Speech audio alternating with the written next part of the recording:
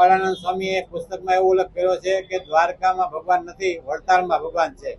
તો આ કઈ રીતના સાબિત કરી શકે કે વડતાલમાં ભગવાન છે? અને આવા ખોટા વિવાદિત નિવેદનો ઉભા કરી અને હિન્દુ સમાજ સમગ્ર સર્વ સમાજમાં એક વૈમનસ્ય ઊભું કરવામાં આવી રહ્યું છે. અને હિન્દુ સમાજ અને સર્વ 18 વરણ આને સાંખી નહીં લે. માત્ર અહીં રાજકોટની જ વાત નથી, પરંતુ સમગ્ર દેશમાં આના ઘેરા પડઘાઓ પડ્યા છે. અને આ જે નિવેદનો કર્યા છે એને હિન્દુ સમાજ સર્વ સમાજ સાંખી નહીં લે.